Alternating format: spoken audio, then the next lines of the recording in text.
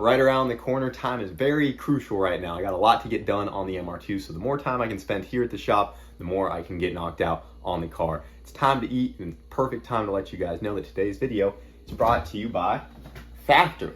Doesn't get any easier than this, guys. Got yourself a pre-made, chef-crafted, dietitian-approved, never frozen meal right here. All you gotta do is pop her out, go ahead and poke 2 holes in it, and then stick her in the microwave for 2 minutes, and you're gonna have yourself a nice, delicious meal. I usually have a hard time deciding what to eat, but Factor has recently doubled its menu with over 80 plus weekly rotating options, so you'll always have something to choose from. Factor is also introducing a new meal customization option that allows you to swap out certain proteins to get exactly what you want. So say something came with pork and you wanted it to be chicken, you can make that change at no additional cost. And just like that, after 2 minutes in the microwave, we are ready to eat. Be careful though, these are hot. Let's get a bite of this steak. I'm telling you guys, if you haven't tried one yet, you need to give it a shot. Whatever like sauces and stuff they put with these, it makes them so good. They are genuinely so good. These meals have a lot of value to me because they save me a lot of time. It's more convenient than fast food. They taste way better, and it's gonna be a lot healthier for you. They have plenty of nutritious, well-balanced options to choose from. Maybe if you're on a diet, you're trying to watch your calories, you can kind of build that out in your plan, or you're just trying to meal prep with higher protein meals. Plenty of options to choose from, and with the convenience, it's just a no-brainer. And when you're all done, there's no mess, no dishes to worry about. You just throw it away. And now I can go back to working on the MR2. If you guys want to give Factor a try, all you have to do is head to factor75.com or click on the link in the description down below and use code BoostedBoysFB50 and you'll save 50% off your first Factor box plus free breakfast for 1 year. That is factor75.com, code BoostedBoysFB50 for 50% off and free breakfast for 1 year. Thank you to Factor for sponsoring today's video. So I got the MR2 up in the air right now, and there's something else I do want to change on this thing right before World Cup, and that is the way we are slipping the clutch. Now this might take me a good 5 minutes to explain, but hopefully you guys will kind of soak in what I'm thinking here. So this is the Hitmaster that just came out of the MR2. I just unbolted this. As you guys saw in previous videos, I explained how this worked as compared to what we had even before this, which was a Magnus slipper. If you look at my beautiful illustration on cardboard right here, this is what we had for a really long time years ago. This was the Magnus slipper. If this is your line pressure from the clutch coming in, when you would dump the clutch, you would have a consistent release of clutch pressure all the way down to 0. You could tighten or loosen this graph up to make it slip more or less, like quicker, but you couldn't get away from this gap in time right here. So as you would sidestep the clutch, the car would start to roll out, and then let's say right here where this line is drawn, that's where the clutch really starts to bite and grab. This rollout right here will affect your 60 foot. And in my case, what it really affected is I was trying to preload the MR2 so hard and ride the clutch really hard so that it would be closer to this catch point that I would end up heating up my clutches really bad.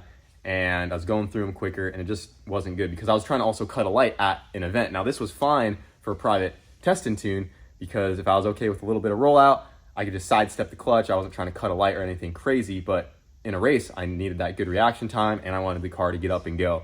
So when we switched to the Hitmaster, that's where that changed. So our line pressure coming in, we were able to drop that right away to a catch point where the clutch grabs hard and you get that initial hit, you sidestep the clutch and that pressure drops right away to like that 500-600 PSI range. For us, that's about where it is. And it takes off and goes. I could cut a really good light because I could just sidestep the clutch, and our 60 foots improved tremendously. It was our first time getting into the bottom 1.2s. I did a 1.20 60 foot. Granted, we were on the radials, which might have helped as well, but the Hitmaster definitely helped me cut good lights when I needed to. It got rid of that rollout, and then it'll hold that clutch pressure for a certain amount of time, or wheel speed is what we reference, to finally shut it off and fully lock up the clutch. So that should get you guys caught up with where we are at currently. Now, I do have some slight issues with this that I would like to improve on. One of the things I'm not a huge fan of is to adjust the level of fluid, the catch point, you have to turn this knob right here. So this basically is displacing how much fluid is in this cylinder right here. The way this one works is once I bring the car up on launch control, it triggers this guy to shut. And then when I sidestep the clutch, it displaces that fluid enough to have a certain amount of pressure in the line. Now, we would turn this knob a little bit, like if we wanted a little bit more slip, we'll turn it or loosen it. And it was hard to get a consistent reading. We had the line pressure sensor on here, and what we would do is just check it in the pits to kind of see where the line pressure is at, we'd set it there. Be like, oh yeah, we're about 50 PSI less now. Let's go try that.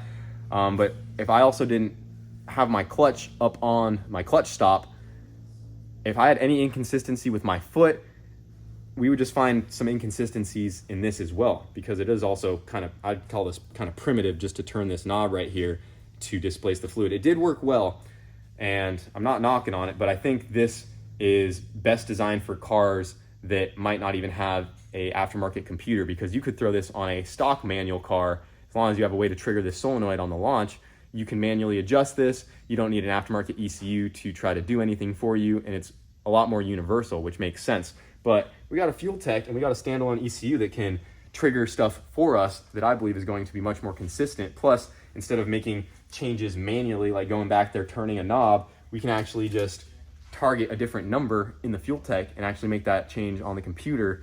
And I think we'll see some more consistency out of that. So what I'm doing to replicate this right here is I'm going to just put a single line lock solenoid in line of the clutch line. And this is a TBM 3,000 pound rated line lock. This is a really nice unit from TBM. It has a built-in port right here for a pressure sensor. And I'm just gonna have my line pressure coming in to one side and out to the slave cylinder. And we're going to just ask the fuel tech to clamp this shut at a target pressure. So let's say my clutch is in, I'm somewhere over 1,200 PSI clutch pressure. I go to dump it. The second that clutch pressure is coming down, this will clamp at like maybe 700 PSI. By the time it fully shuts, that might hit our target at like 500. We'll still get that instant pressure drop for the hit. This will then shut, hold that pressure in the line, which will ride my clutch to a predetermined either wheel speed or time-based reference to shut it off, and then it will fully lock up and we can go. So then I think this will just be a much more consistent way and simpler way to do it, because if we want to add more slip to it, all we have to do is target a little higher PSI on the catch point. We just got to find that difference, if that makes sense. So if I'm targeting 700, I don't think this valve is going to catch it right at 700. There's probably going to be like a couple hundred PSI delay we'll have to deal with. But once we know that number, the ECU is going to do a damn good job of replicating it, hopefully every time. And there are some other things that I can do to even improve on this. But for right now, to get ready for World Cup, I was really happy with the results we got from the Hitmaster. I would just like to have a little more consistency and confidence in it. And with this very simple concept, I believe we can replicate exactly what the Hitmaster was doing, where we have all of our clutch pressure, I dump it, the fuel tech catches it for us based on what the pressure sensor is seeing, holds it out, dumps it. So hopefully that all made sense. I can't even guarantee this is going to work either, but I'm pretty confident that it should do a very good job of replicating that Hitmaster. So I'm going to get this in the MR2. Huge shout out to TBM for the new line lock. It's a really nice unit, and we'll play with it and see if it works. So we got the TBM line lock installed just in line on the clutch line there with that sensor in it, and I'm plugged into the ECU Master PMU, and Wyatt actually helped me set this up. He sent me a new calibration. Now I can get in here and manually adjust this myself. You do have to target a few hundred more PSI than what you're going for on the clutch pressure here, but right now I don't have anything activating it. I'm just manually turning this launch button on right here, and you can hear the solenoid clicking back there, and that's because it is under my target PSI. So if I go ahead and push the clutch in, you can see we got PSI right here, and it goes back down to 0. And I'm going to simulate a launch real quick. So I can go ahead and activate it, and it's going to catch it. I have it set to 900 PSI, but there's a couple hundred PSI difference. So we're shooting for, you know, like 500 to 600 PSI. And when I preload, I'm usually about 1300 PSI, where the car is just barely creeping forward. So if we are about 1300 PSI, about right here, and I sidestep it, we are right at about 585 right now. And then I can go ahead and release it with this button up here. That's what would fully lock up the clutch. And go ahead and run that back. And what's nice is right now I'm activated, and I can push the clutch back and forth pretty freely. So I can get a little more aggressive on it, a little less, and I don't have to worry about releasing it from that same stop point every time. As long as once it comes down to the tree, I'm preloading it the same, we should be able to repeat the results pretty consistently here. Got it right about 1300 again, and we release right about 590. So there is a couple other things that we might try doing, and that involves putting either like an orifice, like a nitrous jet on the back side of the clutch line to also slightly slow this release, just so we can get a little bit more precise catch points, because right now with how fast it dumps, there is some variable there, but it's still pretty consistent. You know, it's going to do a very good job of what the Hitmaster was already doing, and now I can at least get on the computer here and make changes just on the computer. So we're starting with that. We'll try to get a handle on it at the track and see if it's actually going to work for us, and worst case we go back to what we had before World Cup. But I'm going to try to get this thing to a track and just do some 60 foots and see if this will be a reliable solution for us. All right, boys, we got some parts overnighted so we can continue to get the MR2 buttoned up here. So like you guys saw, we got that new manifold that I put on there so we could get the new turbo kit and charge pipe all built out. But I got the new manifold right here that will be the permanent one that we will be running on the car for World Cup. Got this guy overnighted from Schmuck Built, and I just got to shout him out again. They got this thing knocked out in like 3 days from the time I hit him up about it. I just kind of asked him if he had any of these top mount styles on the shelf, and he said he did, but he only had the one with the smaller radius elbow right here, the 2.5 inch. And as you can see, this one is the upgraded 3-inch elbow for all that exhaust flow for the big turbo cars. And he was able to get me that one sent over just so I could use it as a jig while they got me a fresh one made, and it just showed up. And he also went ahead and got all of the EGT bungs welded in there as well. They are on the bottom side now instead of on the top, just because of the way the runners are ran. But we got our new big turbo top mount manifold from Schmuck Built ready to go onto the MR2. And then we also got the wastegate moved over a little bit as compared to the other one. This is a little bit more straight down, puts my wastegate in a little bit better of a position for the MR2. This manifold is designed to go in the engine bay of a Civic and fit with a firewall here, unlike the, you know, gnarly Casery all-wheel drive Civics or whatever. But the manifold also works great in the back of the MR2, so we just made a couple slight changes there. So we are ready to get that guy on. And then along with the turbo manifold, as you guys know, we got a different intake manifold on there. And my friends over at Skunk2 got this sucker overnighted for us, so I don't have to steal the manifold permanently off of the NSX. Damn, dude, they loaded us up. Skunk2's been in the Honda game for longer than I've been alive. And you guys know my good friend Tom with the H22 Pro front wheel drive Civic. He called me up, he's like, hey, if you're gonna go Skunk2, you need to hit me up. I'll get you guys hooked up, because he's really good friends with the guys over there. We're hoping to see Tom here soon as well. There she is, boys. A new Skunk2 Ultra intake manifold for the MR2. Fresh. I'm really glad I was able to get my hands on one of these so the NSX can go back together. There is one modification we have to make, just a slight one, and that is going to be in the injector holes right here. With the big Fuel Tech injectors, the base of the injector doesn't go all the way down, so I do have to open this up just a little bit with a drill bit just to make sure it sits in there nice. And it's only this hole right here, not this upper hole where the O-rings seat, because I don't want to drill into the hole where the O-rings go, because I don't want to mess that up in any way. But I do have to open that up just a little bit. Had to do something similar on the other manifold, so not too big of a deal. Nice, we got the hardware, got the 2-liter plenum spacer right there. So that guy will just go in right there, give us that extra volume in the intake. So we'll go ahead and get this put together, and it's ready to go on the MR2 after we tear this thing apart.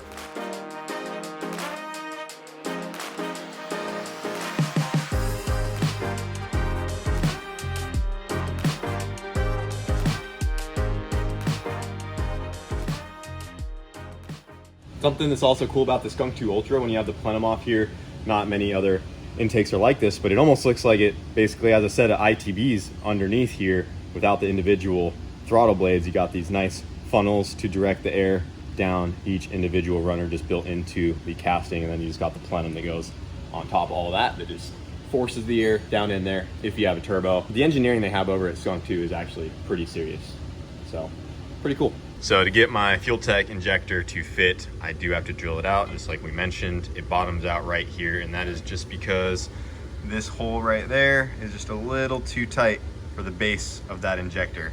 It is close. I could almost force it in there, but I just have to barely open that up with a drill bit, and then we're good to go. This upper part right here where the O-ring actually seals does not get touched. It is just that inner hole down there that needs to be opened up. to fit the new injector.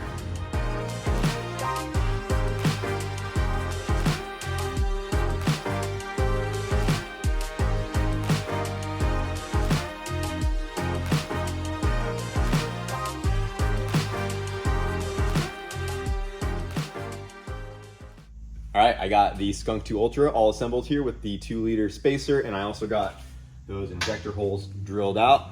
So now the injector goes all the way down and it goes past both O-rings and bottoms out in there very nicely. And you can see the tip over right there. I also took my little deburr tool and just made sure I clean up those edges real nice. Make sure we don't have anything coming apart in that motor. So we are all good to go. And yeah, really nice piece from Skunk2. I would have probably had one of these on the car originally instead of like the Pro J, but because they only run the single injector, I wanted something with the 2-injector option, and they didn't have it at the time. But now Skunk2 actually does make a billet version of these runners right here that takes the same plenum, and they do have an option for the 2 injectors on top, which I'm a fan of. So if they had that back then, I'd already have one of these. But she's good to go on to the MR2. We'll get the new turbo manifold and everything back together.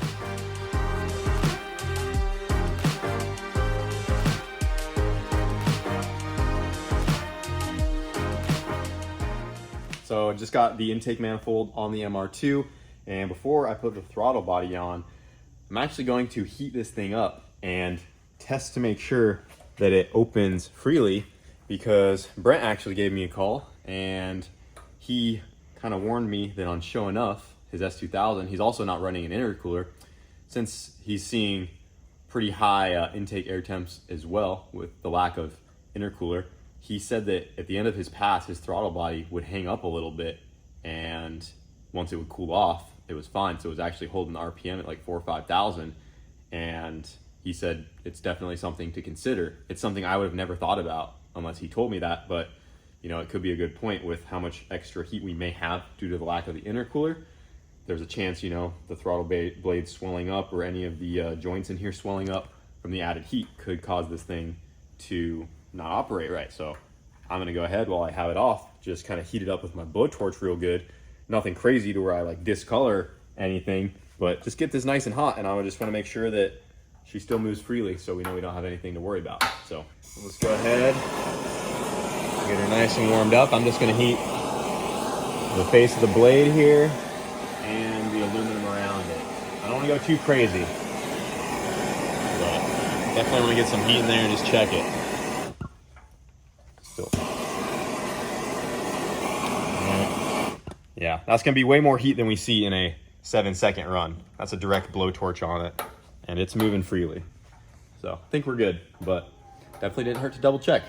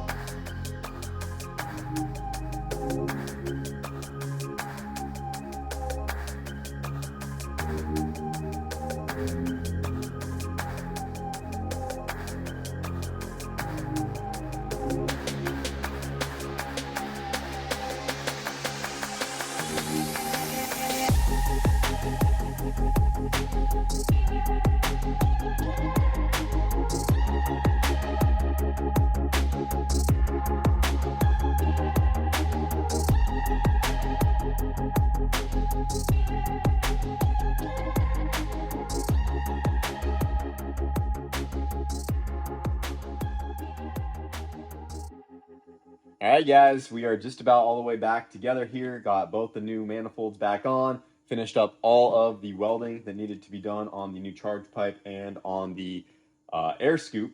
So this is the charge pipe. She came out really nice. I did actually wait a day just to get a 1 7/8" hole saw, because the way I do the blow-off valve flanges now is I put the flange on, then hole saw it through. In the past, years ago, I used to do the hole first and then weld it on, and sometimes it can be annoying to weld with two edges like that. It might not line up. So I think it's the best way to do it. Get the flange on, hole saw it through it. That's literally no cleanup other than the hole saw and then just a deburr tool to get up in there. And if you guys look right here, she fits up freaking beautifully. Look at this, guys. All right, in there like so. Got both V-bands lined up perfectly, and since this doesn't have the intercooler mounted to the shock tower anymore, I don't need to worry about having any play in this charge pipe. So that's why I'm just going straight V-band to V-band, because all of this is going to move with the engine. None of it is remote mounted to the chassis here. So I just got to get the blow-off valve on that guy and it's good to go. Maybe polish her up a little bit. Welds came out pretty good. It's been a minute since I dabbled in the aluminum, but she came out nice, boys. And then we also got the air scoop right here done. I just got a nutser in right here just to add some support, because there's going to be a lot of air coming through this and it's going to try to push down on that guy pretty good. So I'm hoping just these two mounting points should be enough. It just uses this bolt right here on the shock tower. And then this is the first time I've tried to even line this up, but it should be good. Oh yeah, that's nice and stout. I think I could bend it down just a tiny bit. Oh yeah, nice and stout on there. If you guys look over here, I did see the comments. This was a very good recommendation from you guys. I was just going to put some big washers on the back side of the air scoop on the carbon fiber piece, and I think that would have been plenty, but there's a lot of suggestions in the comment to make a secondary ring that sandwiches in between to mount the scoop on, which is definitely going to be the strongest way to do it. So I went with that suggestion from you guys. I went ahead and plasma cut out another ring on the back side, and I got it sandwiched all the way through, and this thing is on there real stout, guys. Like, that is not going to go anywhere. I actually ran the formula through ChatGPT to give me an idea of like what the air resistance might be. This is a 7.5 inch tall by around 5 inch wide, and based on the surface area of it at 200 mile an hour, there were some guys in the comments kind of overshooting it, but the rough math should come out to around 35 pounds of force on that guy at 200 mile an hour. So you have to imagine a 35-pound weight right here resting on it, which this will be more than capable of holding. I mean, it could probably hold almost double that. She's stout. So don't think the air scoop is going to go anywhere. And like I mentioned in the last video, other cars, mainly all-wheel drive Civics that I know of, have this on the front of the car and it's on the hood, and they have gone, well around that 200 mile an hour mark, and it hasn't gone anywhere. So I'm confident that's going to stay secure. So I'll go ahead, get the blow-off valve on, get the exhaust on there, just some little things, and the MR2 will be back together. Well, boys, the MR2 is just about back together here. Just got to get the engine lid on and the trunk, and just set that on there to make sure it still lines up with our new intake right there. I had to make a new bracket for the EGT probes because with the new manifold, they were a little too short, so I had to scoot that over, made a new bracket for that guy so all the EGTs plug in. Off camera, I also had the injectors cleaned and flowed just to make sure that the injectors are good to go, because they have been sitting and everything looked great. I had to build new spacers for the fuel rail here, because after I was able to drill out that Skunk 2 intake, the injectors came down another 1/4 to 1/2 inch, so I had to redo my spacers. That's all good to go. We just checked for leaks and we should be good there. Blow-off valve is on, clamps are on, everything's tight with the new charge pipe. Shaft speed sensor is in the turbo. Missing a couple plugs on the compressor. Got all that situated. New intake is secured, and oil lines ran. Everything's good to go.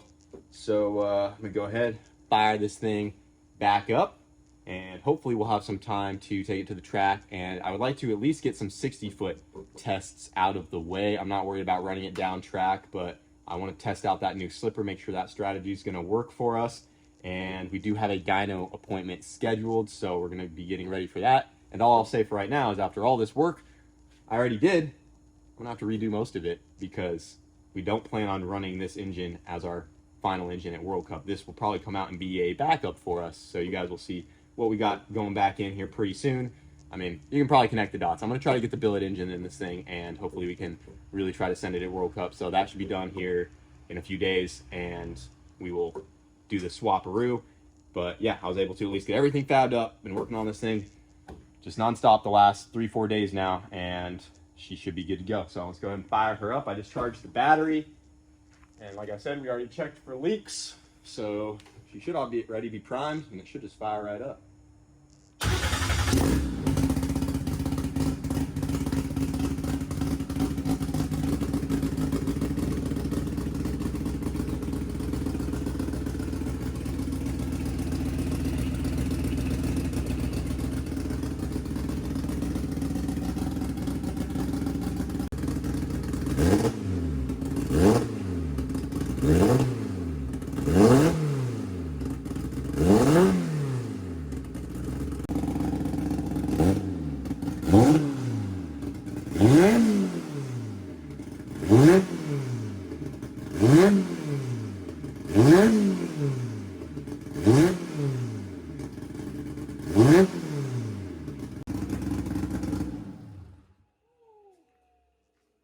Sounds healthy. How are your eyes back there, Lee? I'm not crying, you're crying. He's tearing up behind the camera there. That M1's pretty rough. Yeah, we should, we're gonna let the shop air out a little bit. But she sounds crisp. She's just about ready to go. So like I said, hopefully we can get her to the track and do some testing. So the MR2 is back together, but I did make a change to the line lock that we installed in line on that clutch line to try out this new launch strategy. So as you guys saw, when I was sidestepping the clutch, I had to target about 1,000 PSI, and by the time the ECU could react, it was somewhere in the 500s. And there were a couple off-camera times that I was like, you know, I don't know if this is gonna be as consistent as I would like. It definitely works, and I think it will do a good job replicating that Hitmaster, but taking it a step further here, and I got this tip from Jim Braun because I was thinking, how can we just slow that release a little bit so maybe the ECU has a better job more accurately and consistently catching that pressure where we want. So this right here is a -3 to -3 male on both ends fitting right here, and you see this flare right there? That happens to be the same size as a nitrous jet. And what we did is I took this fitting and I shaved it flat right here, drilled it out just a little bit so it can actually accept a nitrous jet on this end. I will throw some pictures on the screen of my little contraption there, and it is currently back in the car. And if you come over here, you will see that we can now tighten that window up for where the ECU needs to try to catch the clutch pressure. So I had it set at 1,000, it would be somewhere in the 500s. Now my target is 700, and I will go ahead, push my clutch in. And one thing to note too, right now I got a 0.018 jet in there. It was the smallest one I could get. I kept going smaller and smaller, and I'm shocked that the clutch pedal still operates basically like normal. Look at that. You can see all the way up to almost 2,000 PSI, 1,800. When I sidestep this clutch, it still drops to 0 very quickly. So even when we had the magnets in there, it took at least like a full half to full second to fully release that pressure. So I know we're not anywhere near what that kind of slip rate was, because we still have to consider we don't want this thing to give us any rollout like we were fighting. And I also have to do a burnout as well. So when that orifice is in that clutch line, my pedal is always going to have some slip to it. So I need to be able to do a good burnout as well. We'll have water on the tires, so I'm not as concerned about that. It's still dropping quickly, but I have factored in all of these other things that we need to consider. But if we go ahead and look at it right here, where I preload before I take off, and we just come right off the clutch, you can see we got 670, 680 right there. We can go again, 670 again, 665, 660. And now with that orifice in there, this will allow me to have a little more variation in where I release. So maybe I'm preloading a little harder in like the 1200s, or maybe a little softer in the 1400s. That's going to just tighten up all of those windows to try to get this as consistent as possible. I don't think you're ever going to get it perfect, but that's definitely going to help us. And oh yeah, see, I just let off. It just caught it again right there at 680 because I came off kind of slow. but this will also not hopefully hit the tire like as hard, so it might help with the car leaving a little more consistently as well. And then also when the lockup does happen, whenever we get out there, that was a spot where the MR2 would always like to pull a wheelie.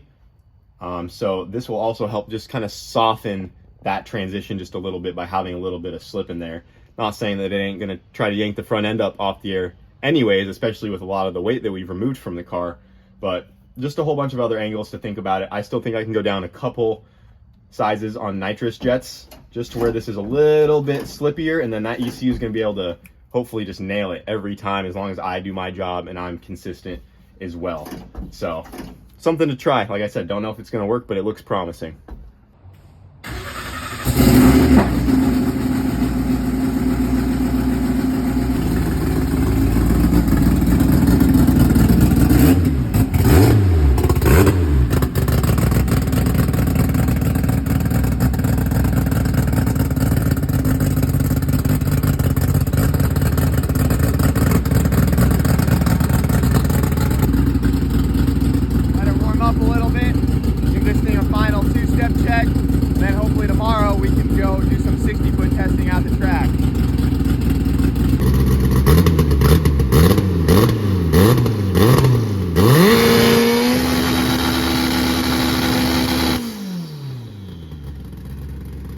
Been a minute since the MR2's made some boost, but got that methanol in there right now. Smells great, but we should be good to get to the track, do some 60-foot testing. I'm already confident what it's going to do once it starts to get down the track. We just start laying some power down, but I do just want to double check the slipper, see if that's going to work for us. So if we can get to the track and do some testing real quick, we will try to do that tomorrow. Then we got the billet engine on the way, and I get to redo all of that all over again. Get this thing ready for World Cup. Stick it on the dyno too. We got a dyno session coming up, and see what we can do. But that's gonna do it for this video, guys. Got all my major changes done that I wanted out of the way, so now it's just some final testing and swapping out some things with what we already have. All the fab, all the hard stuff is out of the way. So hope you guys enjoy it. It's been a long last few days, and I think we're gonna make it. So we'll see you later.